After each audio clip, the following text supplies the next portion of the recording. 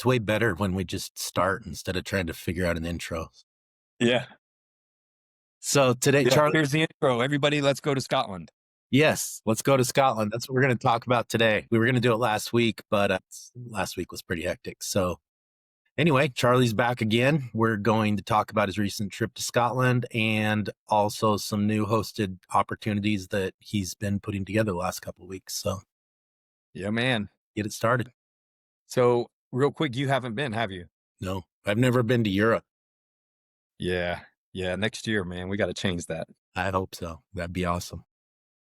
So this trip was with a group we've been working with for, I think I saw some contracts going back 5-6 years, something along those lines. That we've been partnering with you and doing the Scotland hunts for stag, roebuck, and sika. And then there's some pheasant ops, some wing shooting, and fishing. So we have I think we have a group scheduled to do some fishing in May, but it offers a grouse also as well as pheasant, correct? Yep. Partridge, duck. I mean, there's yep. There's a wide range of birds.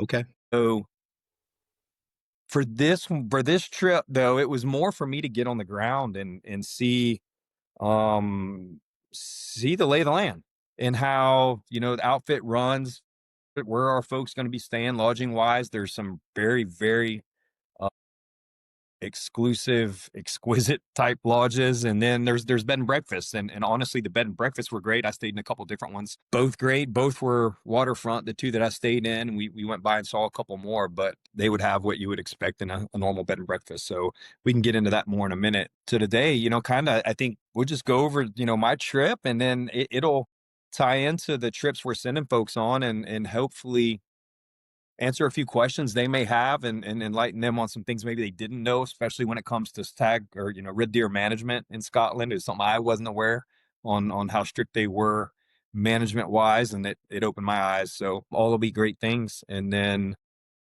the reality is this was a bad ass trip, man. I did not realize how much fun it was going to be to stalk red deer. Really, it was. I mean, there aren't really words that I can say on how cool. Number one, it was how cool the animal is. They're just a beautiful animal. The terrain we were in, the views were crazy. I would assume Katie and I went to Scotland last year, and we were told, expect kind of dreary, a little bit rainy, and we had 5 days of beautiful sunshine. And the same thing happened this trip. I mean, it was absolutely gorgeous. So, anyhow, I didn't realize you went last year. So we did. Yeah, I tried to set up, a little bit of fishing when we went. We were there in May, and he was tied up. He had clients in. We just couldn't really make it happen. So yeah, her and I did the tourist thing, and got to see the Highlands. So I had a little bit of an idea of what to expect when I got there, but didn't get any hunting or fishing in last year. So we changed that this time. Yeah. So a couple options for folks. The hunting's going to be in the Highlands, so north part of Scotland, outside of Inverness. So the closest international airport that folks can get into would be Inverness. Coming from the States, sometimes it was a little more costly. And, I obviously can't plug in every airport to and from to know. Maybe some airports are cheaper. Maybe Atlanta, if you're taking off out of Atlanta, it's less. I don't know. I flew out of Orlando last year and Edinburgh was cheaper. Flew out of Jacksonville this year, Edinburgh was cheaper. So Edinburgh is about a 3-hour train ride from Inverness. Oh, that's cool though. So why does that really matter? Well, if folks are looking to save a little on the flights and Edinburgh's ends up being cheaper, it's a 3-hour train ride, probably about the same driving wise. So if folks want to rent a car, by all means rent a car from Edinburgh and drive your way up. I did drive last year, and I'm going to be honest, it was pretty stressful to constantly having to keep myself in tune with which lane and the turns. Everything was a little different than here. So it wasn't, and the folks there drive very fast on very narrow roads. This year wasn't gonna happen.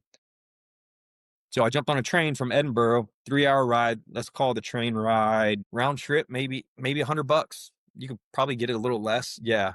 And we can walk people through that. Was it grungy? Was it fun? I've never been on a train ride. Oh man. So I can talk about Ireland and Scotland. Their transportation system, phenomenal. So The train, not dingy, very like the logistics are easy to work through. You literally get on, I got online, paid for my round trip tickets. It converts it from pounds to US dollar. And you download it. The easiest thing is to download an app and then your tickets show up on your app, just like they would for, airfare here. You get there, walk through the terminal, use your phone on the app, and it scans you to kind of get you through a turnstile, and then you wait on your train. The late, like, I forget what they call them, platforms. So the platforms are labeled. That's where each train will kind of pull into. Easy to know, like, okay, I'm supposed to go to platform 4. Okay, it's over here, and it'll Kind of tell like you. in an airport when you ride the shuttle thing. Yes. Yeah. Yeah. Super user friendly. If you don't want to do the app, then you can just print a ticket there, just like you'd be able to do at an airport. So yeah, it's easy, it's clean. They'll provide, you can get beverages and stuff. If you want to do first class, then it's not that much more, but honestly, you don't get much more for your money. But they'll have beverages, snacks, and stuff. Again, it's a 3-hour ride through the country, beautiful country. I mean, you're going to the Highlands, and it's the train, sometimes it gets away from the road systems, and it's kind of out there on its own. It's beautiful country, beautiful scenery. So sit by a window. I would totally do that. Yeah, and I recommend, I mean, honestly, for folks, if they're wanting to go over there, I'd imagine people are gonna, either plan a few days on the front or back end to do some sightseeing. If you're going to Scotland, you have to spend time in Edinburgh. Katie and I messed up last year. We were there one afternoon and one morning, and we were so disappointed we didn't a lot more time. So this year, I ended up staying what basically ended up being 3 days, 2.5 days, and went and kind of walked around Edinburgh. Everything's walkable. Felt safe, very clean city, a ton to do. Beautiful castle, ton of old buildings, as you can imagine. So for the folks, like, as I'm booking trips there, if they're saying, yeah, we kind of want to see Scotland, okay, I highly recommend it, especially if it's cheaper, fly into Edinburgh. I'll walk you through the train process to get to Inverness. It's easy, but this gives you kind of a hub, being Edinburgh, to get back to, or And start then from if they. spend some time doing the tourist thing. Yeah. Yeah. Right. Edinburgh is awesome. I can't talk highly enough about Edinburgh. Really, really, really cool place. So I jump on the train. Um, and again, for clients, we'll walk you through. It's not that difficult, but I'll walk you through it. It's pretty simple. Beautiful train ride. Get to Inverness. Ewan's waiting at the train station to pick me up. So as soon as my luggage is on the train, it's not like you're having to go somewhere else to get your luggage. You just grab it when you go to walk off the train. I walk out. He's waiting for me. Jump in the truck.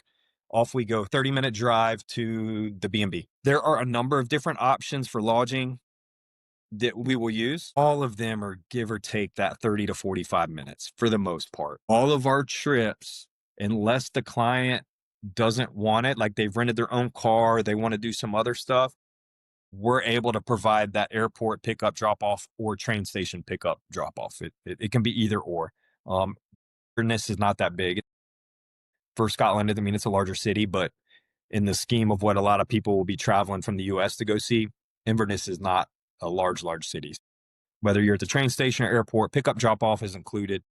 He's waiting there. We get loaded up in the truck, 30 minutes, maybe 35 to the B&B, offload, and then we're off hunting. And so the bed and breakfast, all of them, pretty much all of them we'll use are in kind of like a little village. So for folks that, like, most of our clients are couples or a family unit, there's a couple people and one or two of them may not be hunting. They have, you can walk down to the little village if there's some shops. Some of them have shops. Not all of them have a lot of shops because it's a small village. Both the bed and breakfast I stayed in were oceanfront, beautiful views, really cool scenery. One of them's pretty close to where there were a number of seals out and about. The other one had, it was kind of a thoroughfare where dolphins pass back and forth. And I'm assuming at some point in the year, there'll be whales and stuff. I don't know, but definitely dolphins. So you can, there's stuff to see along the beach for people that are just hanging out. Food was great, What kind? both breakfast and dinner. And What was the food like? accommodation. What's that? What type of food do they serve? It was, so the first, man, they had a venison stew.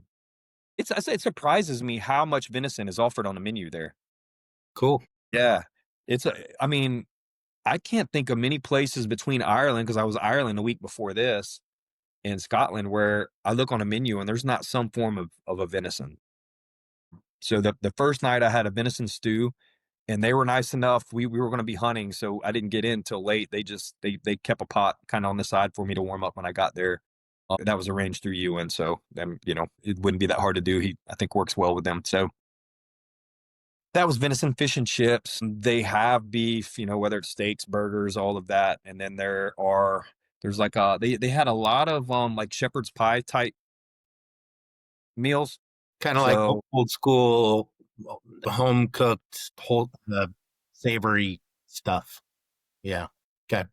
Cool. yep, breakfast ready the next morning. It was great. Both had a pub, so for folks that want to have a couple drinks at the end of the day, that the options there. Neither I was a little, the second B&B, the lodging was it was a little bit above, and the whole structure, the pub was downstairs, lodging was upstairs. So I'm like, okay, I'll probably hear, I didn't Really? have any issue, no issues with hearing, folks at the pub and whatnot. And they're kind of assuming these are kind of traditional buildings that have been around for hundreds of years. Yeah, they're old. Yeah, Yeah, that's cool. An old inn. dated. Right. Yeah, updated. Definitely the bones have been there for a minute. That's cool. Yeah. So something for folks, if you haven't traveled to Europe, the outlets, you need to invest probably in bringing your own, it's simple. If you go on Amazon or whatever, it's a conversion from their outlet system to ours. What is it? 110 to 220, or I'm not an electrician, but it's different than here. Goofy looking thing. Yeah. Yeah. Yep. Really big. It is. Yeah. Yeah.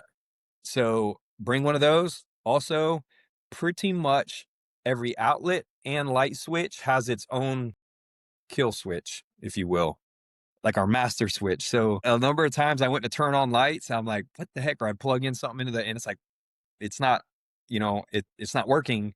Well, there's a little power button next to it that you have to activate that individual outlet. Just, hey, Interesting. little. Actually, food for my thought. hotel room in Argentina had that. Took Yeah. me forever to figure it out. Yeah, it's got its own, if I think of it like from a boat, like it's got its own power switch that you have to activate before you can then run the power to it. Right. So, hey, Weird. we're just passing on tips here. Most of the beds over there are full size, maybe a queen. Very seldom are you going to find a king. Our high end lodges, like for our hosted trips, mostly are going to be kings. But the B&Bs, for the most part, full size, maybe a queen. So just know that going into it. What else? For folks that need to do work while they're on travel, they had Wi-Fi. I mean, it was all the normal, all no different than getting a B&B here, a hotel room. It had all the amenities you'd want. So the first part of the trip, we were gonna go out and look for roebuck. The roebuck grounds are right around where the bed and breakfasts are. So we were near Ballantory, and so that area has a lot of the farmland where we were hunting the roe. So we changed gear, changed clothes, and immediately went at it and started seeing deer pretty quick. The roe deer and the sika are pretty similar. I got there, the roe rut, I think August. So we were beyond their rut. Sika will be October. I was right. They were just starting to whistle.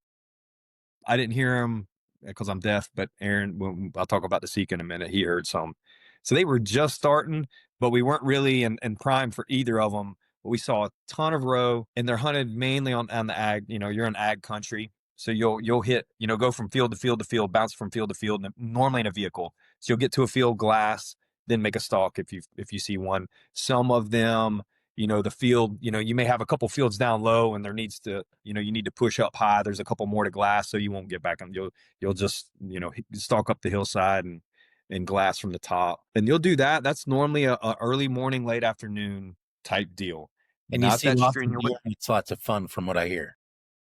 What's that? Yeah, you see a lot. Yeah. That's cool. Yeah, and it's they're a small deer. So for folks from the States, if you've seen like a key deer in Florida, that's about the size of it. It's probably smaller than like coos. It's a pretty small deer.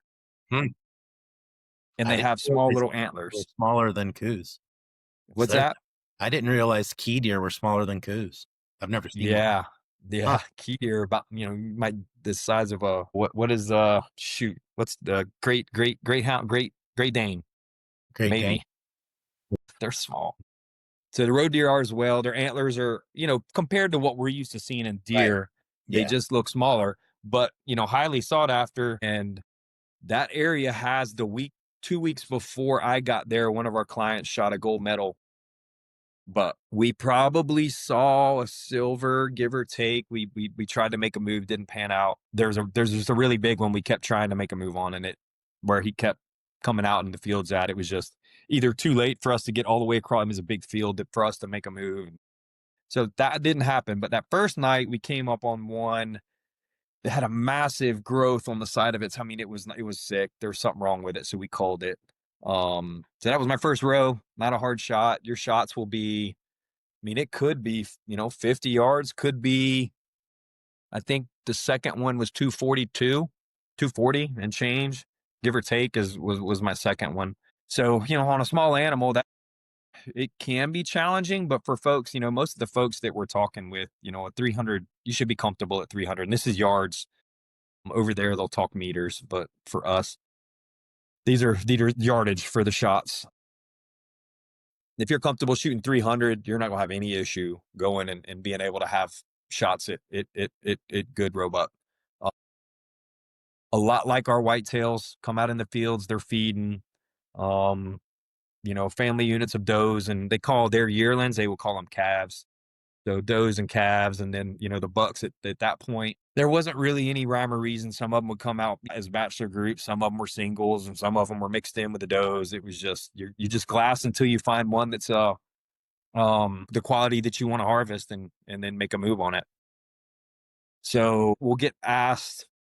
The meat generally for those goes to the owner of the farmland.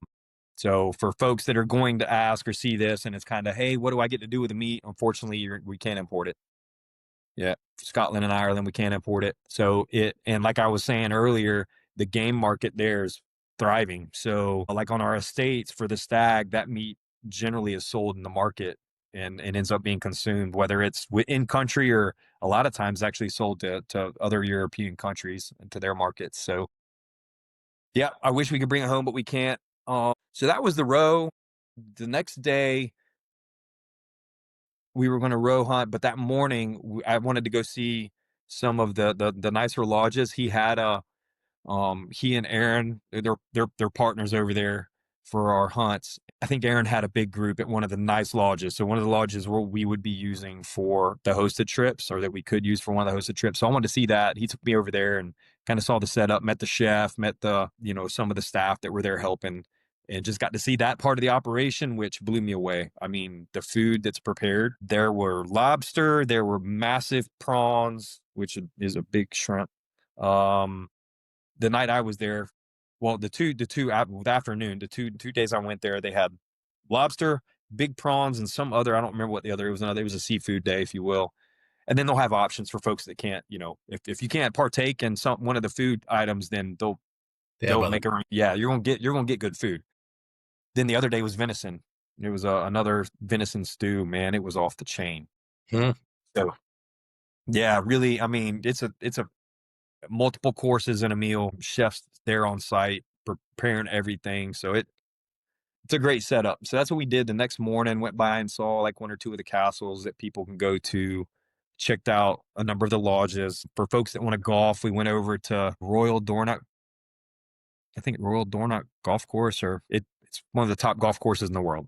Oh. So we went by there. There's a big lodge. We worked that into deals if folks want to golf or that's where they want to stay. It's a really, really nice hotel. So I have kind of a stupid question that but we can upgrade.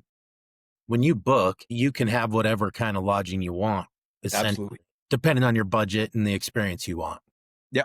So completely customizable. That's the great thing about the Western Europe stuff. I think even some of our Eastern European options are the same.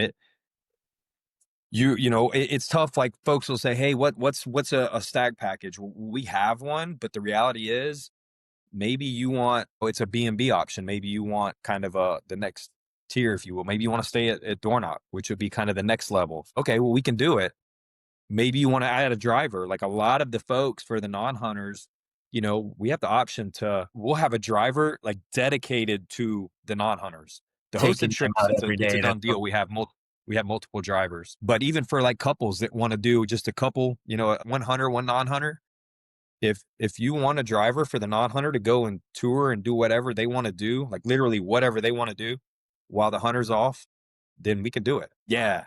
Yeah. It's with a lot of work on our part and on the outfitter part logistically, but that's the gig. So, if we're going to send somebody to Ireland and Scotland, I want it to be, I want to get a phone call when they leave and say, this experience in its entirety was just awesome.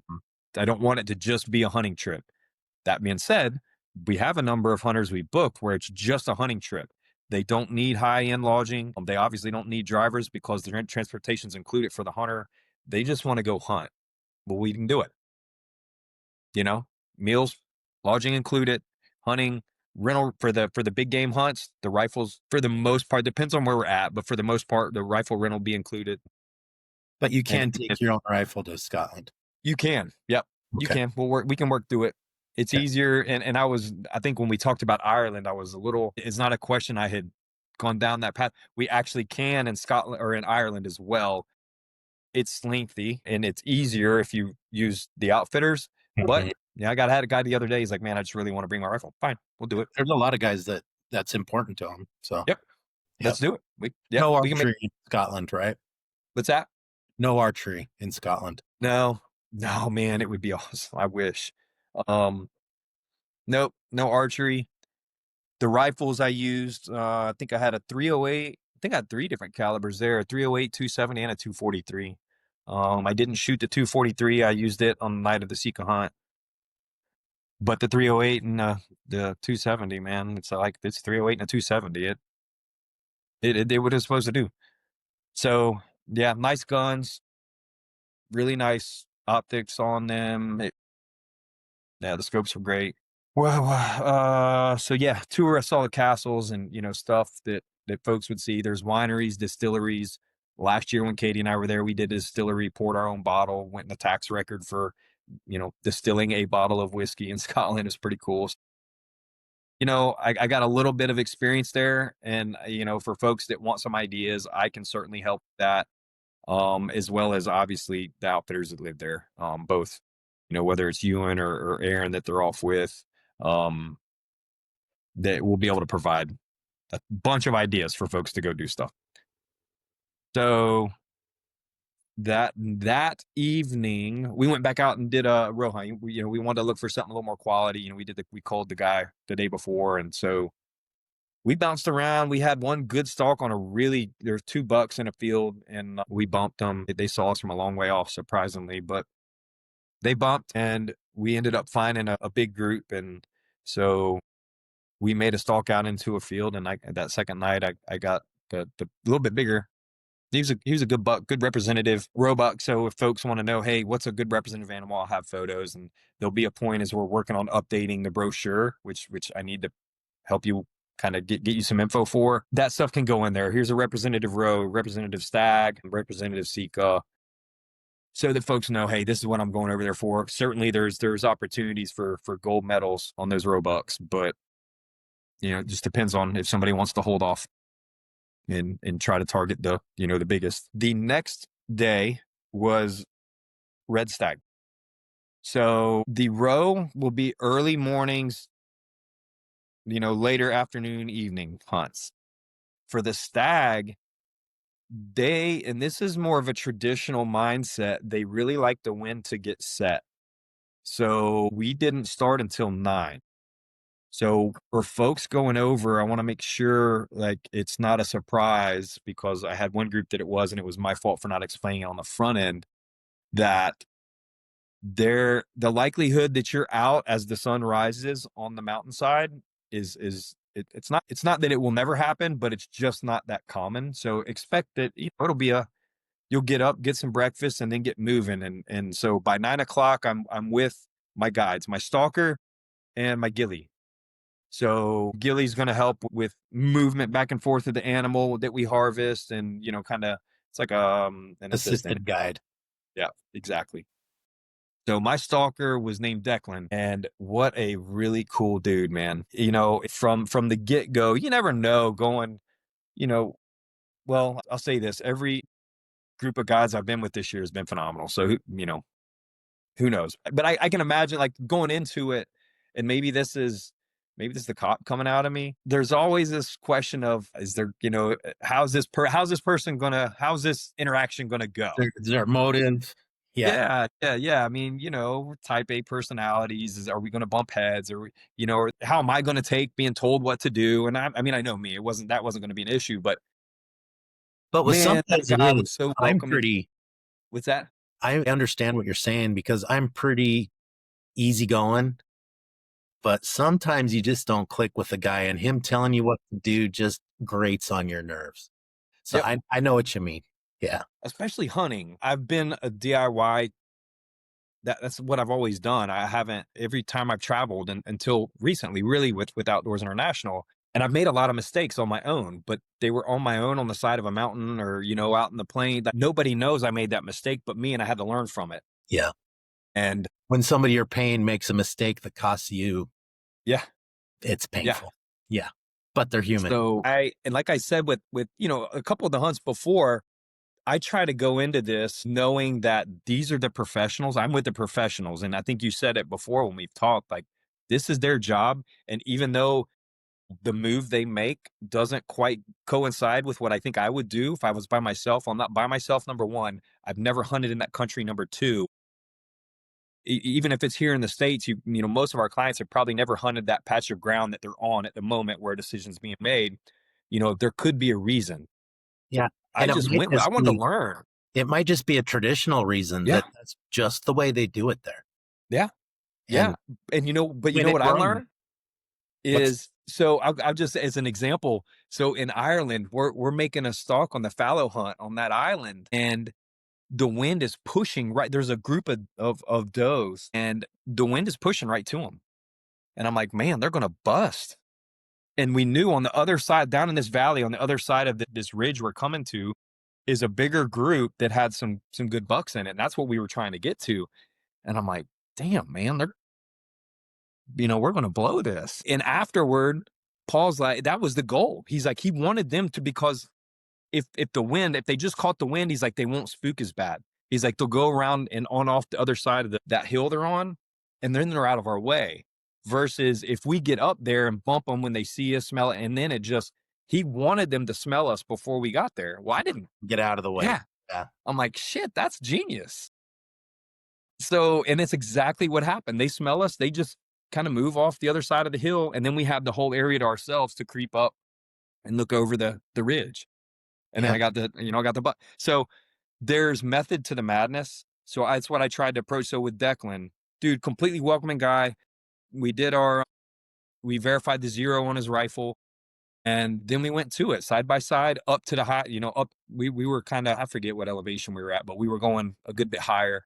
So we push on up and get above the trees. And now it is more going back to Ireland. It's kind of like this tundra feel, a little bit spongy ground, very hilly.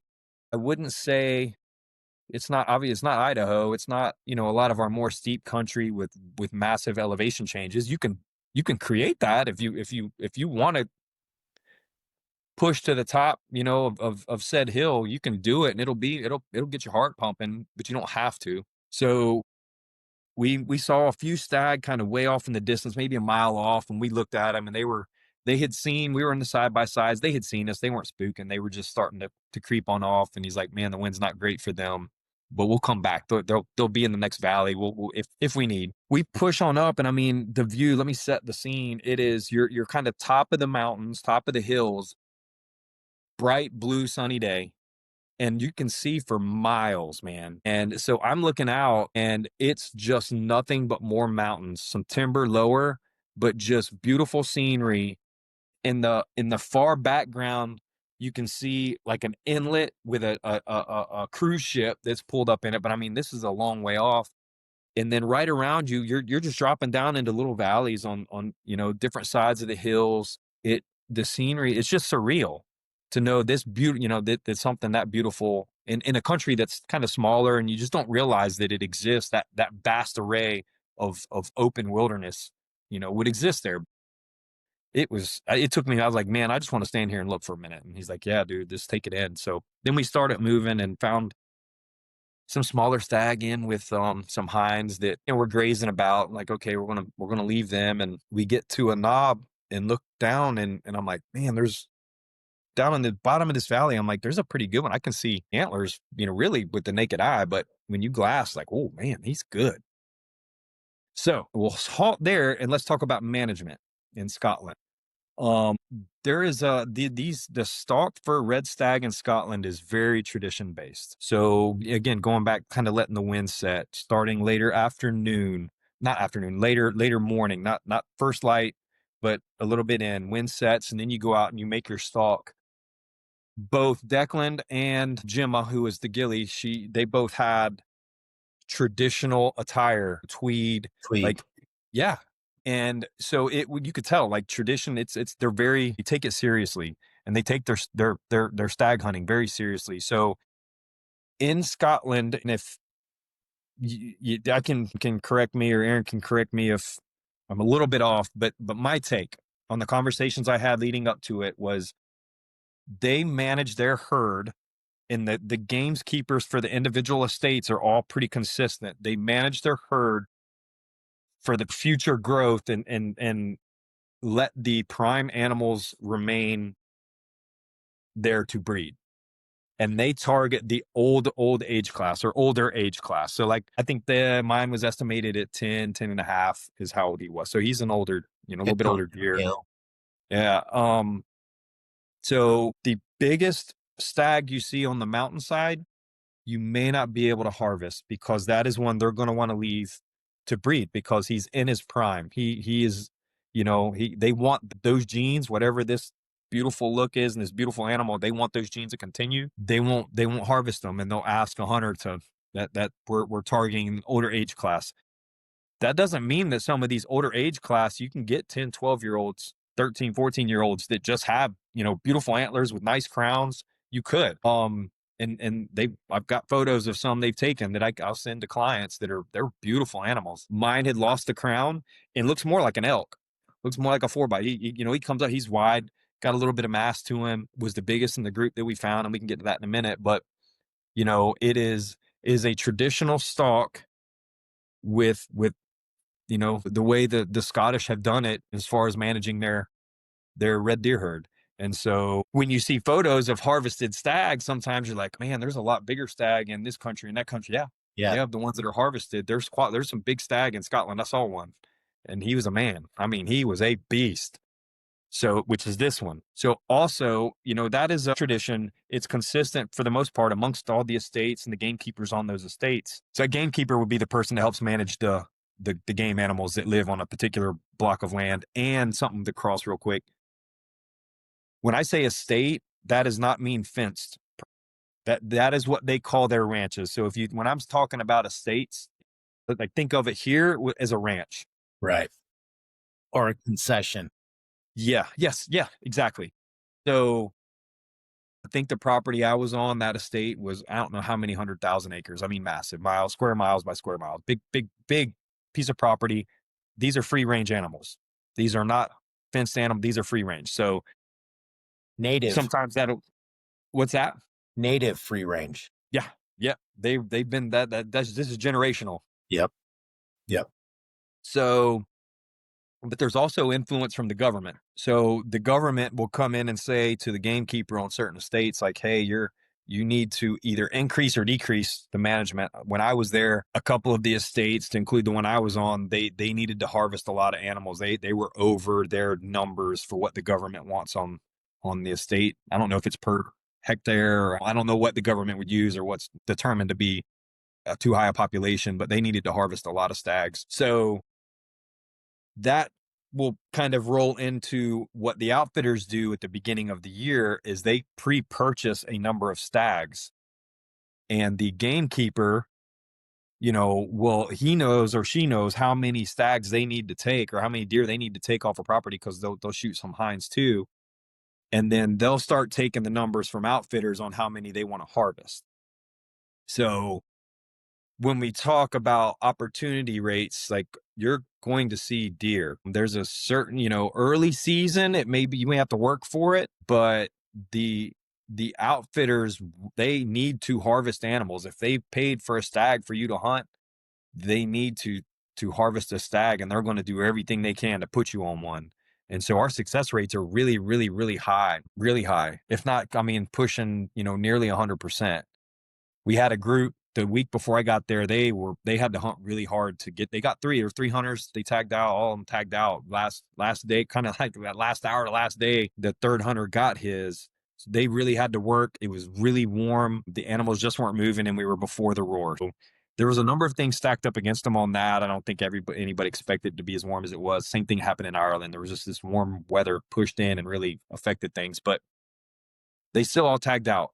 Group before them, multiple opportunities. I think they put some rounds at a few and missed, and then they harvested one. So I had one hunter that didn't harvest but had opportunity. But yeah, they're running nearly. I mean, it's not nothing's ever 100%, but it's pretty No, high. especially with hunting. I mean, they can control the lodging and the food. Everything, everything else is you could be on the best place in the world, and you could have a bad Things week. just go off. Yeah, It So again, I just wanted folks to have that background. Like, there's a little government influence. They say how many stags or really how many deer need to be taken, and a number of those will need to be stags. And then the outfitters pre-purchase the tags. So like an outfitter will have access to a number of different estates. Whereas here, say, a given elk hunter might have, 5 units they can hunt. A lot of it, that ground, maybe it's national forest land. It's kind of all tied together. It's, one patch of land. It just has a couple different units that intersected, if you will. There, one estate may be, really high in the Highlands. One may be down low, a little more timber, forestry country. Shoot, they may go over to the west coast toward Isle of Skye. In that area, they have some estates over there that they hunt. So it's a little different than here. And like, one estate may have only 5 stags they want taken from it. And like the one I was on, they needed to take 200 and something. I think may have been higher than that. The estate that a hunter goes to will somewhat be dictated by how many stags have to be taken. how big your group is, Yeah, exactly. the weather forecast, all A lot kinds of logistics. Yeah, yeah, So yeah. it's different. Where you're It's unique. staying, Yep. So yeah, yeah, all kinds of variables that can affect that. Yeah, exactly. So here we are. We're going back to we're glassing this just massive stag, and it's like Declan's like, all right, we'll move to him. So we get there. Well, I say get there. We get to maybe 500 yards, I think is what I ranged, maybe 490, something like that. He creeps up to the hill, and so he's glassing this thing, and I'm just sitting here looking, and I can't see the stag now, but I look off and like this hilltop. Man, I should have sent you the photo. This hilltop probably, I don't know, a mile and a half away. Man, there's a whole herd of deer on top of it, and they're all skylit. And it's just the coolest photo. And I'm looking at them, and then I look down in the valley, and there's another herd, and I'm like, man, this is crazy. There's a monster on the other side of this knob, and then a herd that's skylit here down in this valley. It's like, well, which ones are we going to make a play on next if this doesn't pan out? So he's like, hey, come here. So I crawl up, and we're laying on top of the knob, and he has an older like scope, that a telescope, like yeah. real, like a I've seen the telescopic. pictures of those. Yeah, Yeah. like a pirate Yes. glass thing. Yeah, He hands it to me, and I look, and I'm like, my Lord, that thing is big. And I knew the answer. As I'm like, Declan, you're not gonna let me shoot this stag, are you? And he goes, I can't. He's like, that's the biggest stag I've seen in a while. And that's the king of the mountain. We can't take him. He's got to live a few more years. I'm like, gosh. yeah. Damn it. So he's like, you want to sit here and watch him for a little bit? And I'm like, absolutely. So, I mean, how cool is that though? And I was talking to Kyle after. I'm like, there's something pretty cool about knowing we made a move, and it's game over. If we wanted to, if that was a stag I could harvest, it was done. We made a perfect play. Wind was perfect. He had no idea we were there. He never would have. and it's our decision that he's out there today. We made the call. You know, it's almost like I don't like touching like coup. It's like I got him. Yeah, I got him. We just elected not to harvest him, and that's pretty cool. So we watched him for a little bit, man. Just a majestic beast of an animal, doing his thing, raking and just carrying on all by himself. He wasn't with any hinds. wasn't there were not there was He was just carrying on, being the man of the mountain. That's awesome. So yeah, it was cool. Even though it is what again, this isn't always about a harvest. It's the experience, and that was cool. So we push on, and we get to I don't know, we're a couple hours in now, and we've seen a number of different smaller stags or group of hinds. Nothing we wanted to make a move on, and we get to another knob, and we look, and there's a valley down below that's a creek bottom, and it's all green, and there's just a ton of deer in it. Beyond them, there's another herd. And then he's like, man, there's some stags bedded down. Let's call it 1,000 yards away. So we start looking at them. He's like, man, there's some good ones. And we're looking. It's like, yeah, this is a group. This is a group here we need to make a move on. And the wind was not great to go straight at them, nor was the terrain. They would have seen us. If we go over this knob, they see us. If we go to the right and we're standing up, they see us. They were, if you look at, like, they were on the face of the slope they were kind of bedded on, faced us. So it's like, man, the only option we have is to go behind the mountain that we had just passed, which was, again, going to me, that's what I would have done. That's safe, completely safe, the safest way, but it's going to take a while. So he's like, man, there's a ditch that goes down what would be to our right. He's like, if we get in that ditch and crawl all the way down to the bottom. So I don't know how far it was. I don't know, 200 yards, 300 yards. I don't know. It wasn't a long, long way, but it's a long crawl Long ways in water. in Yeah. water. It wasn't completely like, but there's points where we're crawling through water. And so he's like, we can get down to the bottom. I'm like, man, I'm with you. But let's do it. If you think that's going to, he's like, that'll put us on the opposite side of him looking down. He's like, the shot will be great. If there's one we want, he's like, there's a couple good ones. I'm like, yeah, I really like that. There was the one I took. He was on the opposite side. He was the farthest from us at this point, and you could tell he's the biggest in the group. At that point, I thought there were 4 or 5, and he was the biggest. So I was like, all right, let's go.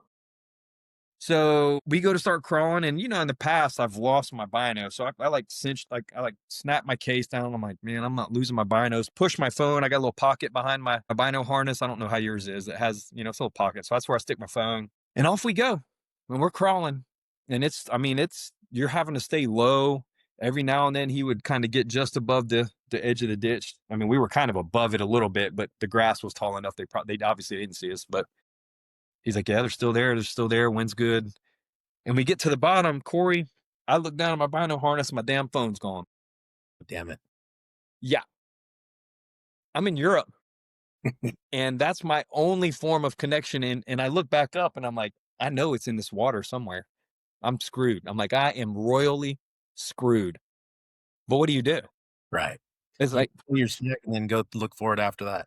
so he looks at me and I'm taking my pack off. He's like, what's wrong? I'm like, man, I'm embarrassed to say this, but the freaking American lost his phone back there somewhere. But I'm like, here's what we're going to do. I'm like, I'm putting my pack here. So I know if we go back that way, it's there if we can find it, but I want to go that Yeah, way. starting Let's point. go hunt. Yeah. I'm like, let's go. We are making a move on this stag. It's going to happen. And he looks at me. He's like, I'll go get your phone. I'm like, Declan, no, man. Like, I don't want to blow this. Let's go. Let's go. He's like, we're not leaving here without your phone. He's like, I'll go find it. I'm like, Declan, it's going to be in this water, man. We're not finding this phone. Like, I have hope when we get done. It is what it is. Like, I've got a couple more days here, but I'll figure something out. But I ain't figuring it out right now. I want to go kill a stag. He doesn't, man. He starts crawling back. Dude, this guy crawled back. And so here he is crawling back through the water. Man, 5 minutes later, here's your phone. I'm like, well, Declan, you got a story you can tell people about the American that you brought up on the mountain. It's like, I mean, here I'm supposed to be a professional, man. I'm there to make sure everything's smooth with the organization and we're doing great. I lose my damn phone on a stalk, man. So he gets it to me, and I inside, I'm like, "Oh, thank God he did that." So this time I put it in my pocket, and I'm like, I zip up. I'm like, "This thing ain't going nowhere," and we move. So we get to the bottom where we're out of sight. He's like, "Yeah, they're still there." And we move up to the kind of the first area where he's like, "I think we can get a shot from." And we get up there, and he, creep over in the way that they're still bedded. They had no clue, and it's, man, maybe, I don't know, maybe 300, give or take. But the way he's bedded is his neck and head are kind of faced. That's closest to me, and his body's opposite that. So I just really didn't have a Good one. shot. And this time, a couple of decisions that I think I would have done different, but what he did was absolutely perfect. But he's like, "Hey, I don't like we're gonna have to wait here. We could be here for hours. Who knows when they're gonna get up?" And when they get up, who says they don't spook? Something spooks them, and then they bomb. He's like, "I think we make another push around that side so you have a shot down into the body." I'm like, "All right, man, that's exactly what I was hoping you'd say. Let's do it." So we do. He So with the guys, a lot of times this is what I've been doing, and I just did it on the antelope hunt. In Utah, I mean, I think this is probably what would be expected of a lot of clients. Like, as they're kind of creeping up to glass a group of animals, I don't get up there. I don't want to put another head. Yeah, I'm either in line behind them, or in this case, I just stayed out of Hey, view. yep. Yeah. Yeah, Yep. you don't wanna put another silhouette to screw things up, so that's what I kept doing, and so we went around, and there's this another ditch that kinda went between 2 rock faces, and he's like, "I'm gonna crawl up there and just see if this is the shot." So, he gets up there and, he weighs me up, and we get set up, and man, Corey, no sooner than I lay down behind the gun and he stands up, but he just literally gave me the most perfect shot you could have asked for. And so I sent it, and that was that. And it was over. And man, Declan, just, you could, like, his cheeks, like, you could just see how happy he was. Of course, I'm thrilled. I'm like, "Oh my God, man, I'm in Scotland, and I just shot my first stag, and this is everything was perfect." So we get down, and then everything bumps, and there's some good video stuff. Hopefully, again, we can add it in the brochures, but just good photos of some. They're also, they ended up being nine stag bedded, which we didn't see 4 or 5 others, but he was still the biggest. Oh, nice. One of them, what's that? That's cool. Yeah, one of them was a 12 point, so a royal red, and Mm, I mean, he had a good crown, but he was just, it didn't he didn't have as much length as mine or width as mine, but it crowned. But I mean, my animal was bigger, he was older, and for whatever reason, I'm like, "I just really like this one. This is the one I." And so again, folks can have, if you really want a stag with a good crown, I mean, it's not gonna look like mine. Mine looks more like an elk, right. but it's the experience. What do you want out of it, Yeah. right? And I Yeah. wanted my experience for red stag. I wanted a stalk that was difficult if it could be, Traditional. traditional, with a good harvest of a good representative stag in beautiful country, and it could not have been any more of all of that. It was not easy. Could we have made it easier?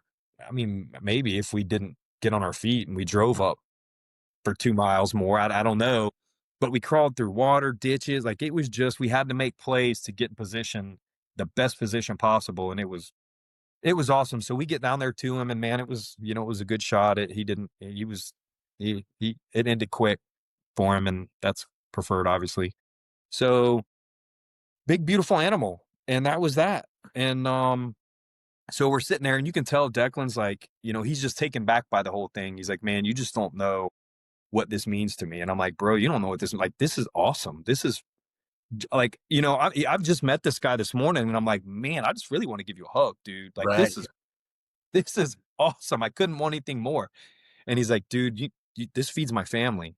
He's like, "These animals, people don't understand. Like, I I I I stalk these animals every day, but they feed my family. Like, this animal here," he's like, "maybe not individual meat." He's like, "But because I'm out here with you, I'm getting paid, Family and gets then going to go to market." He's like, "All of these animals provide for a good portion of us that live out here." And I'm like, "Man, I never thought about it. yeah. Like, that's pretty cool." Yeah. you know, that they have that much invested in the stat and they respect, like, I mean, he respected this animal. He was like me. He just wanted to sit there with it just and admire the animal for a minute. I'm like, man, this is pretty cool. That hits. And when a guy's like, this this animal right here, this whole experience to him meant as much as it did to me, even though he does it every single day because his family doesn't get provided for if we're not doing it. And there is So, something magical about a red stag. I don't know mhm, what it is, that red, you don't realize how red they are. The crown on, I don't know, there's just the sound they make. yeah, I Elk can't wait. elk are awesome too, but I don't know, there's something ancient maybe. Just ancient about a red stag that just you feel it in your bone. Medieval, yeah, Yeah, they're a cool animal. yep, yeah. I agree 100%, man. It was more. I didn't expect. I'll just be like, I didn't expect it to be what it was. Right. Mean what it did. I can't wait to go back. Like I'm dying to go back. I'm dying for next year on hosted trips to be there with somebody to have that same feel. I Y won't be me, but right. I wanna be there You'll with be the them. one going back up for the idiot's phone. Yeah. Yeah. Yeah. Yeah, I'll do it too. I mean, pay it forward. Yeah. Nah, I guess in this point, pay it backward. Uh, yeah. So that's what I texted Declan later that day when he's like, "Yeah, shoot me a message when you get back, and I'll send you photos." And he's like, he wants to come over here and he wants to hunt gators and stuff. There, I think his family's coming over here next year, so hopefully we'll meet up. So I sent him a message. I'm like, "Hey, it's Charlie, the dumb American that you took stag hunting and lost his phone today." Today, he thought he got a kick out of it. So yeah, man, for folks going over there, like I hope people get that same experience. And I think a lot of people will. It's just like you said, man. It's a magic moment to be in the Scottish Highlands, chasing such a traditional animal and the methods that they use. And so, yeah, really cool, really cool stag hunt. Beautiful scenery. The only thing I wish had happened was the Gemma brought up the side by side and we loaded. I like packing, man. I think that is my favorite. It's weird, or maybe a lot of people agree with me. That's my favorite part, man. I Oh, love yeah. Feels good. wow. So we didn't, but again, their tradition. Like Right. Was it a side I go by what they want, was it an Argo? Was it a side by side or an Argo? side by side. Yeah, I think they were talking because they have Argos. Yeah. But yeah, this one, oh, I think it was just a Gator, man. It might have been a John Deere Gator. It was, man, it was what we have all over here, but they didn't care for the Argos too much. Oh, This really? one, yes, I think the turn-in radius on this I think is what they were saying. They were discussing it. I wasn't paying attention. So no, it was a Gator. So we'd get back and then go down, and they had a beautiful walk-in cooler. I mean, we got down, took care of the meat, hide, got everything, situated for it to go to market. Then Declan poured me a glass of whiskey. He's like, "Man, it's like, this is a special day, special moment for me, and I assume it is you." I'm like, "It absolutely is." He's like, "Let's have some whiskey." So, okay. You twist my arm. Yeah. All right. Uh, so yeah, that kind of that wound it up, man. Well, That I've hunted stags twice, but never native. I'm really looking forward to going to Europe and hunting stags traditionally in their native ground. I hunted a high fence place in Quebec, and mhm, honestly, it was super awesome. It was a great experience. that's a massive ranch there, isn't it? Yeah, it was really cool. I know there's some stigma with the high fence, but it was fun and it was somewhat difficult. And then I hunted them in Argentina, free range, and it was nothing like it was more like an elk hunt. It wasn't the traditional European way of hunting them. Yeah. Nonetheless, it was cool. That was fun, but I'm really looking forward to Scotland, Ireland, or Hungary, or one of the places we have in Europe. I'm really looking forward to that. Well, I'm hoping. I know we've talked. I hope. Man, I really hope you come next year. Yeah, I hope so too. Yeah. Yeah, I'd love to be there when you're there to see it. And just get, see what you think. And like I mean, I think we've talked before. Like I'll say it openly. I'm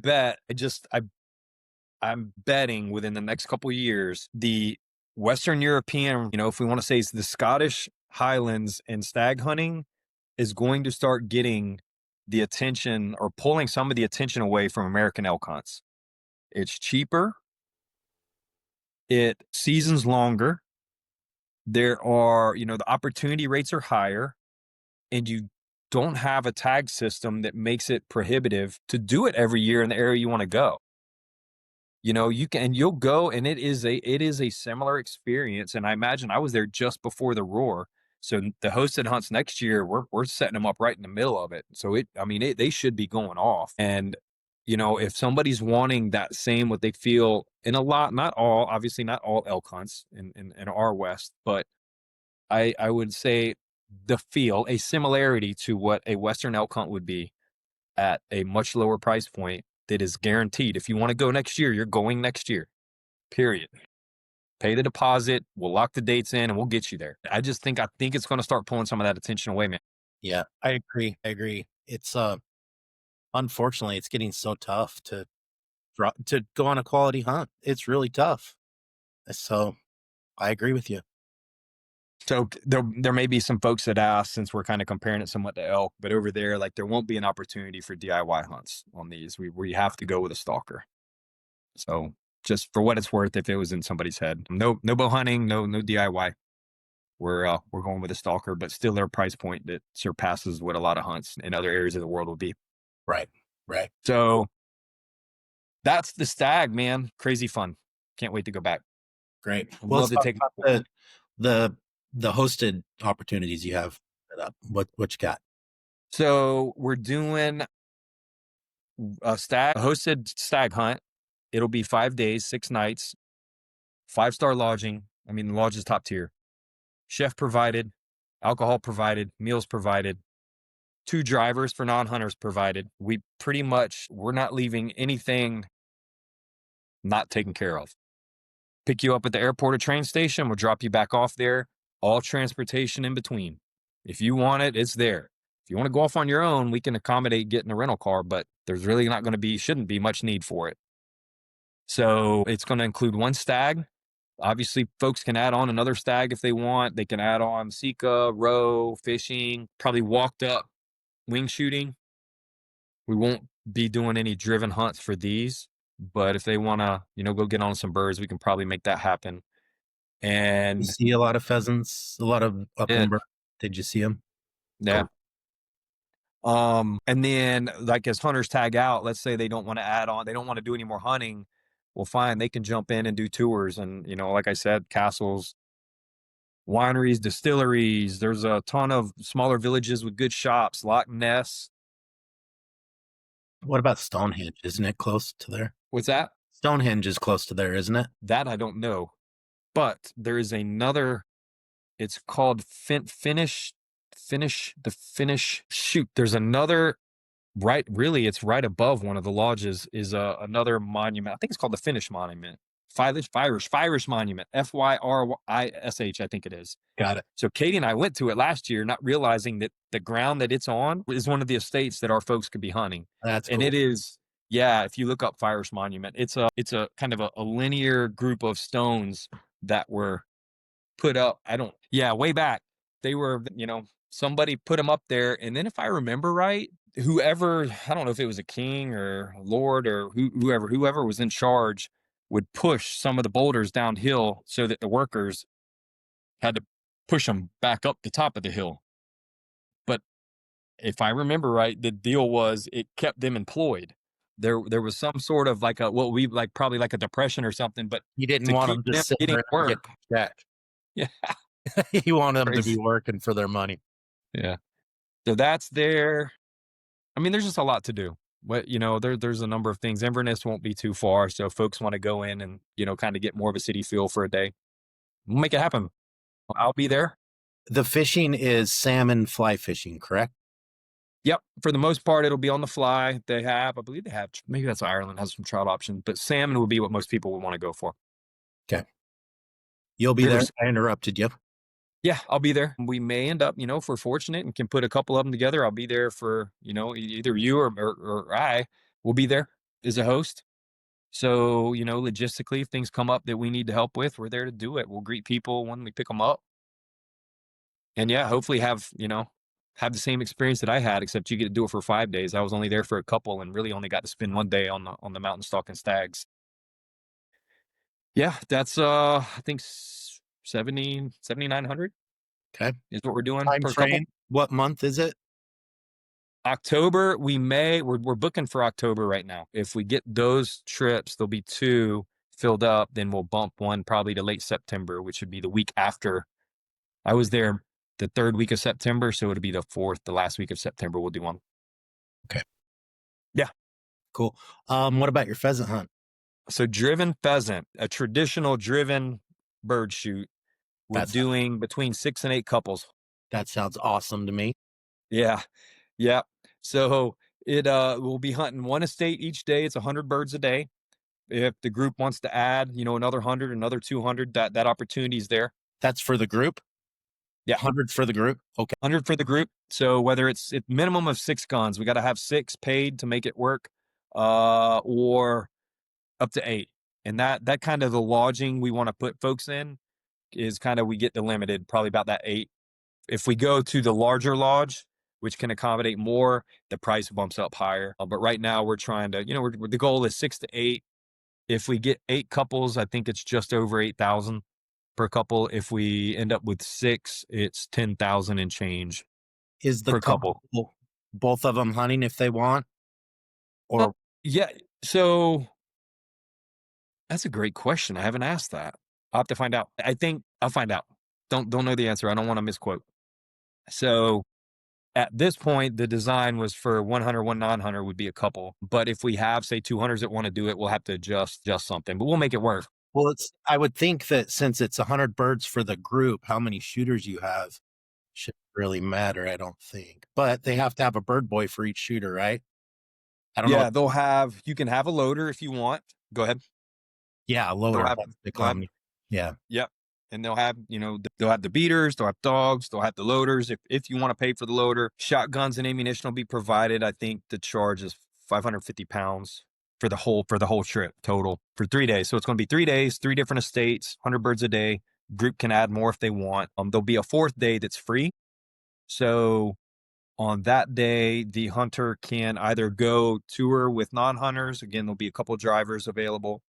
They can add in maybe a big game hunt if they want to go do a stalk for stag or a roe. We're not going to do seek on this one, but roe. Or if the group decides, hey, we want a 4th day of wing shooting, that's doable as well. We just want to leave one day for folks to kind of decide. And it's at the end of it's at the end. That's good because by the end you kind of seen stuff and okay, I want to go do that. Yeah. It's hard to do That's what we assume. on the beginning. I've done that before on trips and you don't really know what the options are yet. Yeah. Yeah. Yeah. So that'll be there 5 nights, 4 days. Again, same inclusions as the other. A whiskey tasting. There'll be, and I'd say this about the other one. We'll have a night where a bagpiper comes in and plays some traditional music. Whiskey, alcohol's included, meals included, private chef, 2 drivers, 5-star lodging. It's every room has an in-suite bath. So I mean, it's 5-star. They're going to get what they pay for. Yeah. Very cool. What does a loader cost? I mean, I could load my own gun, but yeah, so that's why we're giving people the option. I think, actually, give me a second. I had it. I was just looking. It's 100 pounds a day for the loader if somebody wants to do it now. that would be kind of fun. Yeah, here you go. Yeah. Because my goal would be to get a big chunk of those 100 birds myself. Let's have a competition. So, Cool. yeah, should be a great time. I mean, again, it'll be a traditional, Scottish driven bird shoot. Yeah, I'm looking forward to taking part in. I won't be a shooter. I'll be there to help. Maybe I'll be a loader. Who knows? But, Yeah. I'll be there to help. Cool. Awesome. So Man. that'll be, I forgot the dates on that one are October 13th through the 18th. And it went out in the newsletter, I think, yesterday. Yep, it did. Yep. I had somebody reach out to me yesterday. He wants to go. Yeah. I We'll set imagine it up. fill up pretty quick. Yeah, I've got a couple on the line right now. So we'll see. Yep. Minimum of 6, max of 8. And how many groups could we do? How many? Just one? You're doing one trip? Yeah. The stag, it's going to go. So we know we want to have a couple options to do more for that. We'll see on this. I mean, if by tomorrow, if there's 6 people that said we want in, I'll probably call over and say, "Hey, can we add in another week of it?" And figure out again, that's, Or we'll just even, have to you know what we could do is just do it the same week and just have another one of us there there. Yeah, that's true. Yeah. and at a different estate. Yeah. So So the option is there. If we get that kind of interest, it's certainly there. cool, man. All right. Yeah, That cover it? I think so. So again, when you wind up, if folks need help getting back to, the trip back and forth from Edinburgh, I can help with how that train ride works, and then some other activities maybe outside of the hunt itself. I can give some pointers, and certainly Ewan and/or Aaron would be able to provide some other options in Scotland. So Okay. yeah, man, Sounds awesome. yeah, it was a great I time. had to I'm choose. I'm excited to see how people. I have a gun on your head, and you have to choose whether to go to Ireland and do the island hunt or Scotland. Which one would you choose? Man, they're tied, bud. I think that I I would do. pull that trigger, and you're gonna not make a choice. Damn, I know. I can't. that's I'm crazy. telling you, that island hunt, it was similar. It's that same similar feel, open country, a lot of animals. I don't think I am thrilled to be able to go back to both That's cool. and watch other people experience it. Yeah, I can't. They were both phenomenal. That's awesome. Cool. Yeah. All right. Well, want to hang this one up and Yeah. maybe about your antelope hunt? Let's do it. Okay, I'm going to stop this one.